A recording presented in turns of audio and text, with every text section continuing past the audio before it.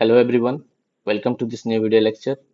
In this video, we're going to learn about different types of WBC, or in other sense, we're going to learn the trick how to memorize the percentage composition of different types of WBC which are found in our blood.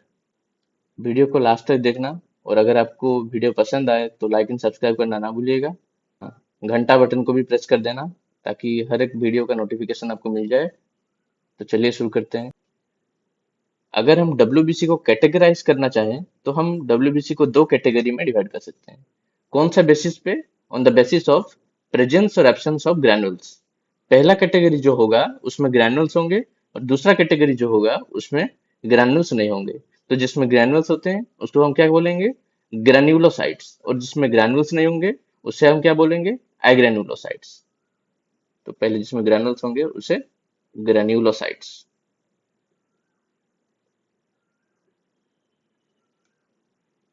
दूसरा category जिसमें granules नहीं होंगे उसे हम क्या बोलेंगे? एग्रैन्युलोसाइट्स।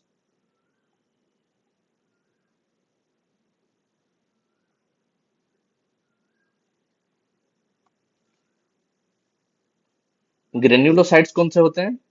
B, E and N. और agranulocytes कौन से होते हैं? L and M. बी से क्या है? बासोफिल्स, ये वाला। उसके बाद ई से क्या है? इयोसिनोफिल्स। कौन सा? ये वाला। और एन से क्या है? न्यूट्रोफिल्स, ये वाला। ग्रेन्युलेटेड मतलब आपने देखा हो कि इसमें भी ग्रैनुल्स हैं, इसमें भी ग्रैनुल्स हैं, इसमें भी ग्रैनुल्स हैं, लेकिन ये दोनों क्या है? नॉन ग्रेन्युलेटेड है, एग्रेन्युलोसाइट्स। तो इसमें देख अब अच्छे से देख सकते हैं कि इसमें कोई भी ग्रैनुल्स नहीं है, इसमें भी कोई ग्रैनुल्स नहीं है, इसमें भी कोई ग्रैनुल्स नहीं है। तो ये दोनों को हम कहते हैं agranulocytes and this three are basically granulocytes. तो हम इसी का ही ट्रिक सीखने वाले हैं कि कितने ऑर्डर में, कितना परसेंटेज में मोनोसाइट्स को हम फाउंड करते हैं, या फिर इओसिनोफिल्स को, या फिर इन तीनों को। तो हम ट्रिक देखते हैं। Newton's laws of motion, Einstein विकारी। क्या ट्रिक है? Newton's laws of motion, Einstein विकारी। यहाँ पर एन जो है वो क्या है? न्यूट्रोफिल्स, ये वाला। एल से लिम्फोसाइट्स, एम से मोनोसाइट, ई से eosinophils and B stands for basophils. तो इसके ऊपर ये परसेंटेज कॉम्पोजिशन सबका लिखा है कि जैसे ये 60 to 65% होते हैं, ये 20 to 25% सबका लिखा है। ये परसेंटेज कॉम्पोजिशन जो है इसे आप अगर बार बार देखते रहेंगे या बार बार आप इस ऑर्डर को अगर रिवाइज करते रहेंगे तो आपको ये बन जाएगा। हालांकि एग्जाम में जो क्वेश्चन पूछा जाता है वो बेसिकली इस ऑर्डर पे ही बेस्ड होता है, ना कि परसेंटेज के ऊपर। परसेंटेज के ऊपर बहुत कम क्वेश्चन बनते हैं, लेकिन फिर भी अगर आप इस चीज को, इस टेबल को आप 10-15 बार देख लेंगे तो आपको ये परसेंटेज भी बनने लगेगा। लेकिन सबसे इम्पोर्टेंट है कि ये ऑर्डर आपको याद रखना पड़ेगा। ट्रोफिल्स का और एक नाम भी होता है, इसे क्या बोलते हैं? पीएमएनएल। इसे पीएमएनएल क्यों कहा जाता है? क्योंकि पीएमएनएल का मतलब ये होता है कि polymorphonucleated lymphocytes. Polymorphonucleated lymphocytes, इसका ये मतलब है कि इसका जो न्यूक्लियस का मॉर्फोलॉजी है वो अलग है। और न्यूक्लियस 3 से 5 में होते हैं, इसलिए लिखा है कि पोलीमॉर्फो। मतलब इनका न्यूक्लियस का मॉर्फोलॉजी अलग होता है और न्यूक्लियस बहुत सारे होते हैं और ये लिम्फोसाइट्स होते हैं, इसका यही मतलब है। और ग्रेन्युलेटेड होते हैं। उसके बाद लिम्फोसाइट्स। लिम्फोसाइट्स को आपको डायग्राम में कैसे आइडेंटिफाई करना है? लिम्फोसाइट्स में क्या होते हैं कि सर्कुलर राउंड न्यूक्लियस होते हैं। आपको लिम्फोसाइट्स ऐसे करके याद रखना है, आइडेंटिफाई आप ऐसे कर सकते हैं। उसके बाद मोनोसाइट्स। मोनोसाइट्स को आपको कैसे आइडेंटिफाई करना है? सबसे पहली चीज तो आपको ये देखना है कि ये नॉन ग्रेन्युलोसाइट्स है। मैंने आपको यहाँ पर बताया था कि एल और एम नॉन ग्रेन्युलोसाइट्स होते हैं, तो पहले तो इसकी कोई भी ग्रैनुल्स नहीं होंगे। सेकंड चीज, इसका जो न्यूक्लियस होता है वो किडनी शेप्ड होता है। अब इयोसिनोफिल्स को आपको कैसे याद आइडेंटिफाई करेंगे आप डायग्राम में?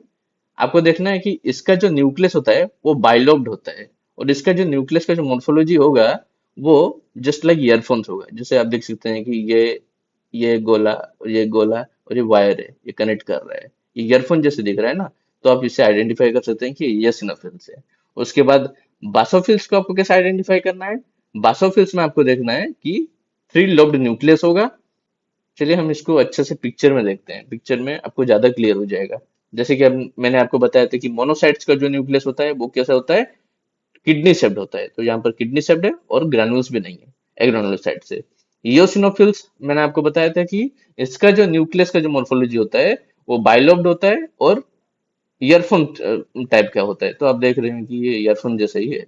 उसके बाद बासोफिल्स, बासोफिल्स को मैं बासोफिल्स में मैंने आपको बताया था कि इनका जो न्यूक्लियस का जो मोर्फोलॉजी होता है वो नॉर्मली तीन लोब्ड का होता है। तो आप देख सकते हैं कि ये एक लोब और ये बीच में एक लोब बन रहा है और ये एक लोब, तो तीन लोब्ड हो गया। उसके बाद लिम्फोसाइट्स, लिम्फोसाइट्स को आपको कैसे आइडेंटिफाई करना है, दो टाइप के लिम्फोसाइट्स होते हैं, इसलिए दो पिक्चर दिया है, बी लिम्फोसाइट, टी लिम्फोसाइट्स। तो लिम्फोसाइट्स को आपको कैसे आइडेंटिफाई करना है कि इनका जो न्यूक्लियस का मोर्फोलॉजी होगा वो राउंड होगा। देख सकते हैं यहाँ पर राउंड है, यहाँ पर भी राउंड है। उसके बाद न्यूट्रोफिल्स, न्यूट्रोफिल्स में आप देख सकते हैं कि इनका जो न्यूक्लियस का मोर्फोलॉजी है वो अलग है, पोलीमॉर्फो, इसीलिए तो इनको कहते हैं पीएमएनएल। पीएमएनएल का ये मतलब होता है कि पोलीमॉर्फो न्यूक्लिएटेड लिम्फोसाइट्स, मतलब इनका न्यूक्लियस का मोर्फोलॉजी अलग होता है और ये एक से ज्यादा होते हैं और ये लिम्फोसाइट्स होते हैं, पीएमएनएल। चलिए, हमने ट्रिक तो पढ़ लिया, अब ट्रिक को हम अप्लाई कैसे करना है क्वेश्चंस में वो हम सीखते हैं। दो क्वेश्चंस में बना के लाया हूँ, चलो इसे देखते हैं क्वेश्चन को कैसे सोल्व करते हैं और ट्रिक को कैसे अप्लाई किया जाता है। तो जैसे यहाँ पर एक मैट्रिक्स मैच का क्वेश्चन है, तो हमें क्या करना है, मैच द फॉलोइंग। तो मैंने आपको बताया था ट्रिक, जल्दी जल्दी ट्रिक को लिख लेते हैं। Newton's laws of motion, Einstein, भिकारी, ठीक है। तो यहाँ पर दिया है न्यूट्रोफिल्स, न्यूट्रोफिल्स अगर आपको एग्जैक्ट परसेंटेज कॉम्पोजिशन भी याद नहीं है फिर भी आप कर सकते हैं, क्योंकि न्यूट्रोफिल्स सबसे ज्यादा अमाउंट में पाया जाता है।